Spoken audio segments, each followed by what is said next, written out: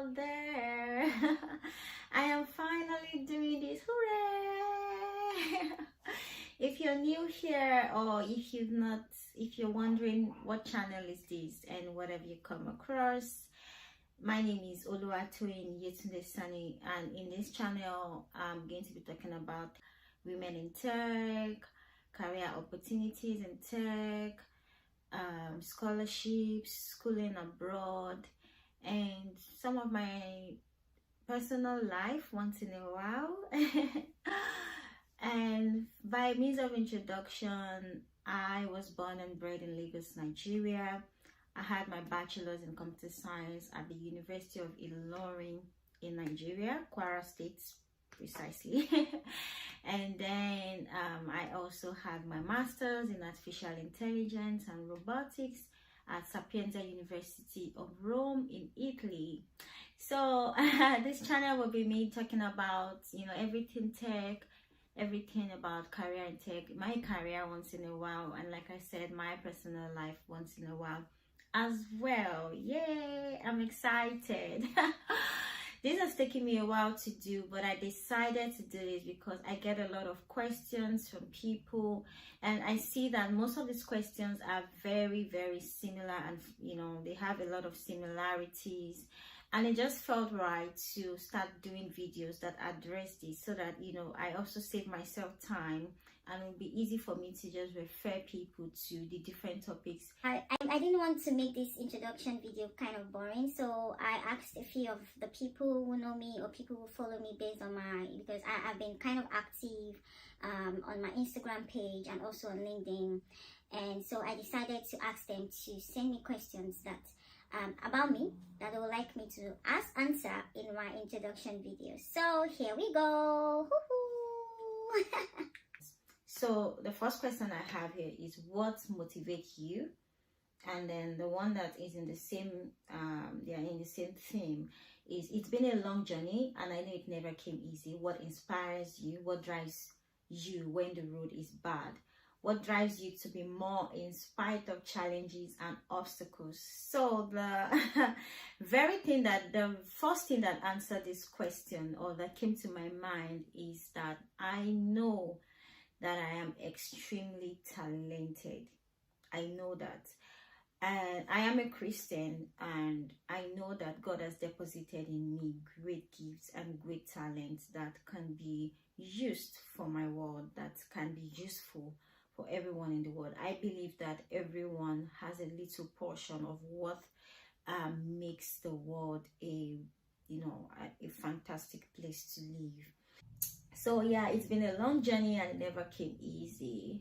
Like I said, what inspires me is that my talent, the talent that I have inspires me. My strength, especially my strength, it really inspire me. So when the road is bad, this is one thing that I focus on. I focus on the strengths that I have. I focus on the gift and talent that God has given me, and I know that I am not useless. I have something that the world needs. I've had to be in probation. I've had to doubt my skills as a woman in tech. I've had to, deal with imposter syndrome. Along the line, I'm still dealing with it once in a while. But I know that there is something that I have that is unique to me. And it's better I don't look down on those things and, work hard to improve it. Yeah, so I hope that answers the question. So the second that I have is, do you still actively write code, like software engineering, like you do back then in Andela? I used to work for Andela, which was one of the phase that's really carved my career path. And I worked there as a software engineer, and at some point as a technical team lead. And yes, I write code. When I was there as a software engineer, I used to code in Ruby on Rails and JavaScript majorly. I was mostly doing back-end engineering. And now, do I still code? Yes. I code. As a researcher, I code. We don't just write papers. Even though I work in the academics, we don't just write papers. We also write code for our papers. We do experiments in the lab. We interact with robots and all of those things. So yeah, I still write code. Right.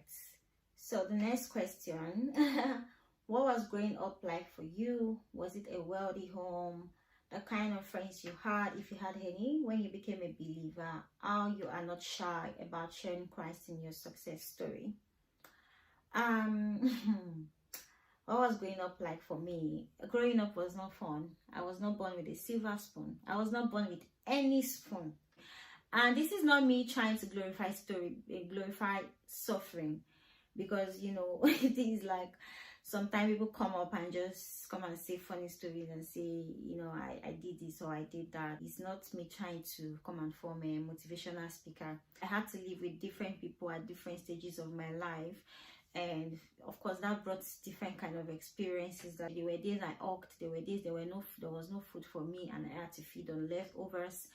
There were just days that if you had told me that the life that I currently have was something that was going to be possible for me, I would have probably said, you should get out of my face. I think at the age of 11, that was when life started happening to me properly like it should, because then that was when my grandmom took me in and decided to just be my sponsor for my education and be responsible for me. And so my life then was just church, homeschool. So you can guess that the friends that I had were people who came from good homes as well. And you know, all of them, I'm really happy that now that I talk about this, all of them are doing great and wonderful. And then when I moved to the university, I was also lucky to meet someone who is still my best friend till today. And yeah, God has just been gracious to me to give me friends that, you know, would not influence me badly. And how am I not shy about sharing Christ? It's what you know you share. What I know is Christ. I didn't, from my birth, you know, this is what was given to me. Christ was what was given to me. And even though I became born again at a later stage, I would say, like, when the landmarks or when the great things started happening to my life began when I met Christ. A lot of things have changed about how I think about my childhood. Before, I used to be very bitter about my childhood, but Christ changed all of that. So Christ is my way of life, and I don't just know how to separate him from my life. You know, it is what I have always known, and I don't have any reason to also go out and check and look for what is not lost, because I don't think there's anything I've looked for in Christ that I've not found. So what were the roadblocks you have encountered and overcome in your career journey so far? Good question. I can't say all of the roadblocks, but this is like an overview of is just me not being able to believe that I could do these things, and how, you know, how have I overcome this is me just trusting my talents, trusting my gifts.